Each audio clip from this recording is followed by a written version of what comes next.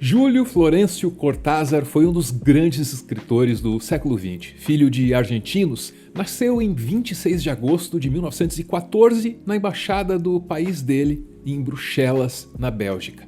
Ainda pequeno, com 4 anos, mudou-se para a Argentina com a família. Apaixonado por gatos e por jazz, foi professor, tradutor e crítico do governo peronista, o que o levou ao alto exílio em Paris, onde viveu mais de 3 décadas. Morreu em 1984, aos 69 anos, vítima de leucemia.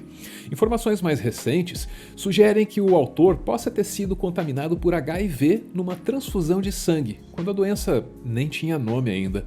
Cortázar é considerado um mestre da prosa poética e dos contos curtos, com forte presença do realismo fantástico. Uma corrente literária que une a realidade do cotidiano ao universo mágico, naturalmente. Ao lado dele, na literatura hispano-americana, figuram nomes como Jorge Luis Borges, Juan Rulfo, Carlos Fuentes, Gabriel Garcia Marques e muitos outros. Aliás, Gabo, como era conhecido, o autor do consagrado 100 Anos de Solidão, foi um grande admirador de Cortázar. 13 anos mais jovem e fascinado pela literatura do argentino, Garcia Marques dizia que Júlio era o escritor que ele queria ser quando fosse grande. Após a morte de Cortázar, o colombiano, já então Nobel de Literatura, escreveu em um artigo em memória do amigo. Los ídolos infunden respeto, admiración, cariño y, por supuesto, grandes envidias. Cortázar inspiraba todos esos sentimientos como muy pocos escritores, pero inspiraba además otro menos frecuente, la devoción. Toda essa admiração de Garcia Marques era compreensível. O primeiro conto de Júlio Cortázar, e talvez um dos mais conhecidos e subjetivos, é um marco na literatura latino-americana. Casa Tomada foi publicado pela primeira vez na revista literária Anales de Buenos Aires, dirigida por Jorge Luis Borges, em 1946. Somente anos mais tarde, no início da década de 50, o conto ficou mais conhecido, ao ser incluído no livro Bestiário, a coletânea de estreia de Cortázar. Com intensa presença do fantástico e aberto a várias interpretações diferentes, com viés social, político, filosófico e psicológico, Casa Tomada não precisa mais do que algumas páginas para arrebatar o leitor com a história de um casarão que tem seus cômodos gradativamente invadidos por forças ocultas ou por outros invasores, de acordo com o enfoque que você quiser dar. Mesmo encurralado, o casal de irmãos maduros, resilientes moradores da casa segue sua rotina doméstica nos espaços ainda disponíveis, sem lutas, questionamentos ou resistência. A origem desse conto foi revelada pelo próprio Cortázar. Tudo não passou de um sonho, ou melhor, de um pesadelo. Fue quizá la primera vez en que yo descubrí una cosa que es muy bella en el fondo, y es la posibilidad de la múltiple lectura de un texto. O sea, descubrir que hay lectores que te siguen como escritor, que se interesan en lo que tú haces y que al mismo tiempo están leyendo tus cuentos o tus novelas desde una perspectiva totalmente diferente de la mía en el momento de escribirlas y que tienen una segunda o una tercera interpretación. Mi interpretación de ese cuento, te la puedo decir y ha sido dicho ya en otras entrevistas, eso es el resultado de una pesadilla. Yo soñé ese cuento, solo que no estaban los hermanos, había una sola persona que era yo, y me desplaza, algo que no se podía identificar me desplazaba poco a poco a lo largo de las habitaciones de una casa hasta echarme a la calle. Es decir, que había esa sensación que tienes en las pesadillas, en que es el espanto total, sin que nada se defina, es simplemente el miedo en estado puro. Algo espantoso va a suceder un segundo después, y a veces por suerte te despiertas. Casi siempre te despiertas antes de que eso se produzca. Bueno, en ese caso era lo mismo, había una cosa espantosa que avanzaba, indefinible, se traducía por ruidos, una sensación de amenaza que avanzaban así, entonces yo me iba creando barricadas. Retrocediendo y cerrando puertas. Exactamente, hasta que la última puerta era la de la calle. Me desperté. Y me acuerdo muy bien que inmediatamente me fui a la máquina de escribir y escribí el cuento de una sentada. Assim como Casa Tomada, muitos outros contos do escritor argentino provocam questionamentos e aguçam diversas interpretações. Mas foi a partir da publicação de um romance que a inventividade de Cortázar ganhou o mundo. O Jogo da Amarelinha é um livro não linear que pode ser lido pulando páginas ou casas, como sugere o nome da brincadeira que intitula o livro. Essa obra extraordinária, publicada em 1963 e que há poucos anos ganhou uma nova edição pela Companhia das Letras, é um verdadeiro jogo literário. Além da forma tradicional de leitura, Cortázar indica outras maneiras de percorrer o livro. Assim, a história vai se construindo conforme a escolha das páginas. Pero se trata de escribir con la suficiente apertura para que el lector esté ya un poco en el libro de alguna manera, sea parte del libro, tenga una responsabilidad como lector en lo que está leyendo. Eso usted sabe bien, usted lo acaba de citar, fue lo que yo traté de hacer en Rayuela. Fue a partir de ese momento en que me pareció que el lector que a mí me interesaba era el que yo llamé lector cómplice. Siempre me parecerá que el lector es ese antagonista fraternal, ese hermano que no sé exactamente quién es, pero que está un poco luchando conmigo en el trabajo de creación. Quanto mais a gente mergulha no universo de Cortázar, mais denso esse roteiro fica. Talvez seja a hora de chamar uma certa mulher mais sábia para ajudar a entender esse escritor fantástico. O universo de Cortázar é mesmo mágico. Seria necessário uma série com vários vídeos para desvendar os enigmas, quebra-cabeças e os complexos fluxos de consciência dos personagens presentes na vasta obra do autor.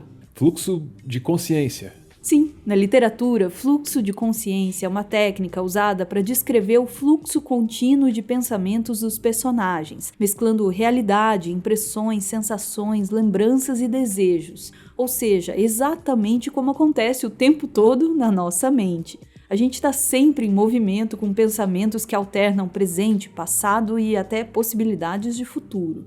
O Cortázar usava essa técnica na medida certa, sem prejudicar a leitura. A narrativa dele desafia o óbvio naturalmente, enriquece o enredo sem excessos e convida a pensar sempre. Mas talvez seja em outro jogo, ou melhor, em outro conto, que Cortázar extrapole sua provocação ao leitor. Senhorita Cora, um dos contos do clássico livro Todos os Fogos, o Fogo, de 1966. Vai construindo a narrativa a partir de várias perspectivas dos mesmos fatos. A história se passa dentro de um hospital e surpreende pela aspereza e ternura, além da estrutura e do conteúdo. Aqui, a gente precisa voltar ao início de tudo. Mesmo sendo uma criança com saúde frágil, que passava muito tempo enferma por conta de asma e bronquite, Júlio Cortázar aprendeu a ler muito cedo por incentivo da mãe dele. Cresceu cercado por livros e virou um gigante, mas não apenas por sua obra literária. O autor sofria de acromegalia, uma doença rara, semelhante ao gigantismo, mas que se manifesta só na vida adulta. Talvez por isso, ou quem sabe exatamente por isso, a temática de doenças, dores e partidas esteja presente em algumas das histórias dele. Infelizmente, é impossível não fazer relação com o momento que a gente está vivendo, com tantas pessoas indo, vindo e vivendo histórias anônimas em instituições de saúde. Em Senhorita Cora, a história gira em torno de um adolescente que dá entrada para tratar o que parecia ser um caso simples de apendicite. Entre os personagens, uma mãe protetora, que pensa ter o direito de dar carteiraço, afinal é amiga do médico diretor, e um filho tímido e envergonhado, que se sente atraído pela jovem enfermeira Cora, protagonista que dá nome ao conto. Além desse trio, coadjuvantes importantes amarram um enredo que vai tirando o fôlego à medida que avança nas 28 páginas que entrelaçam sentimentos contraditórios dentro de um quarto de hospital. Para aumentar a tensão, Cortázar alterna os narradores e os seus fluxos de consciência sem avisar o leitor. E esse é o ponto, ou melhor, pontos, 2 pontos, reticências e vírgulas, muitas vírgulas.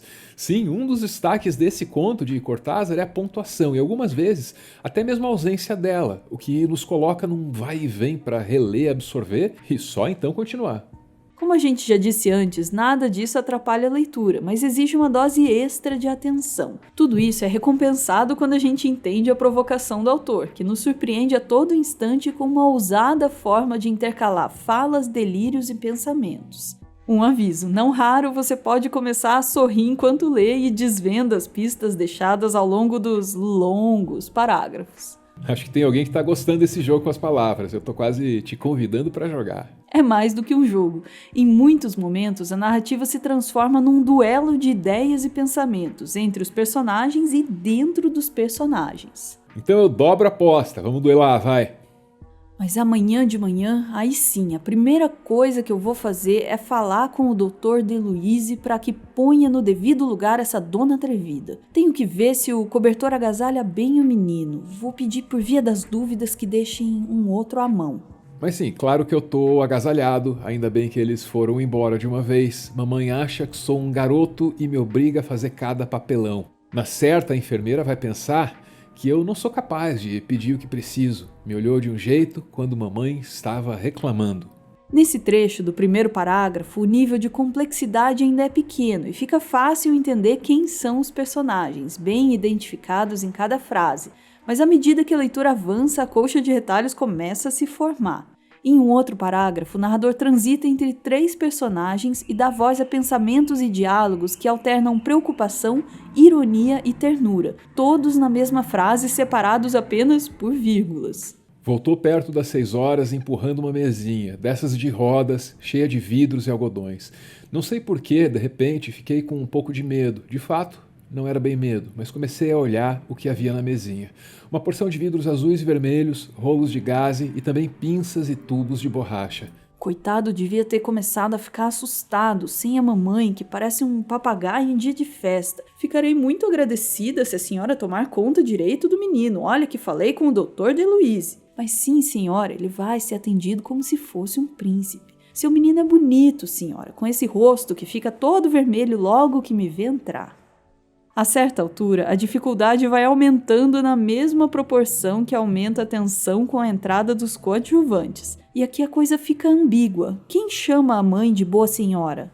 É a mesma coisa de sempre. Veja, Soares, a gente corta e abre de repente a grande surpresa. É claro que na idade do menino ele tem todas as chances a seu favor, mas, assim mesmo, vou falar francamente com o pai. Quando o Dr. DeLuise entrou, eu estava enxugando a boca do pobre coitado, que não parava de vomitar ainda sob efeito da anestesia. O médico o auscultou e pediu para eu não me arredar de perto dele até que estivesse completamente acordado. Os pais continuam no quarto ao lado. Vê-se que a boa senhora não está habituada a essas coisas. O seu atrevimento acabou de repente. E o velho parece um trapo. Mais pra frente, o ritmo começa a acelerar e a complexidade se acentua. Depois a gente deixa pra você descobrir quando e como aparecem um menino, o diretor, o pai, a mãe, Cora e o namorado anestesista, todos em pouco mais de 9 linhas. Maldita febre que não quer descer. Vão me deixar aqui até sabe lá quando. Vou perguntar ao Dr. Soares hoje mesmo de manhã. Afinal, eu podia estar muito bem cansada.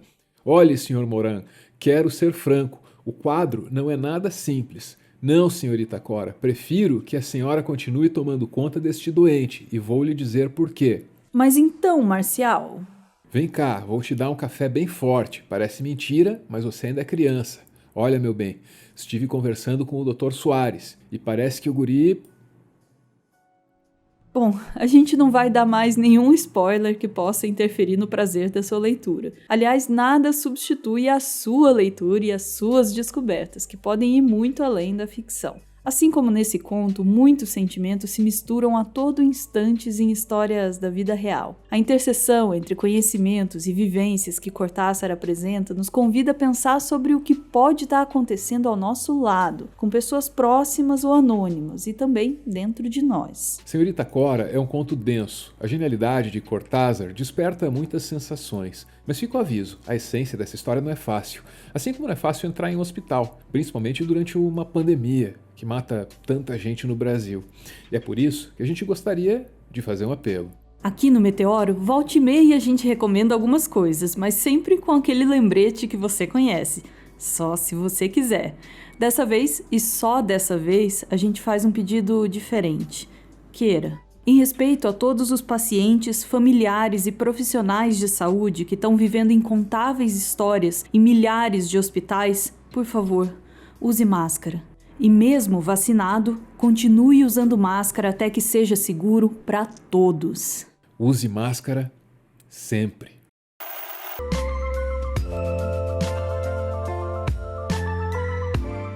O roteiro do vídeo que você acabou de ver foi escrito pela Marga Dąbrowski. A Marga é produtora do Meteoro, responsável, entre outras coisas, pelo nosso quadro de entrevistas. Ela adora pesquisar e descobrir coisas novas sobre literatura, música, cinema e toda forma de arte que possa emocionar. A Marga ainda tá meio tímida, mas a gente incentiva e torce para que ela escreva mais sobre tudo isso.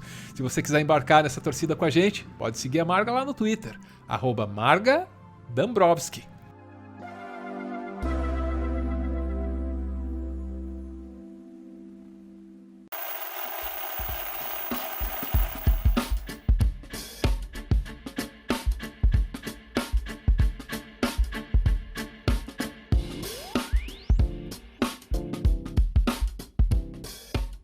Muito obrigado por ver esse vídeo até o final. O Meteoro é mantido graças a uma campanha de financiamento coletivo. E quem participa aparece aqui no finalzinho para receber o nosso agradecimento e, claro, para homenagear quem ama. Ah, reparou que a música tá diferente? Pois é a versão do Fernando, esse que tá aí no fundo, de camiseta listrada, que aparece aqui hoje para homenagear a família, o tio Fábio, tia Vilma e o primo Raul. É para eles que o Fernando dedica, além da música, a mensagem que segue. Lutarei com suas dores até secar esses olhos exaustos. Saudades do Enzo. Obrigado por serem meus exemplos. Amo vocês. Beijo, gente. Valeu!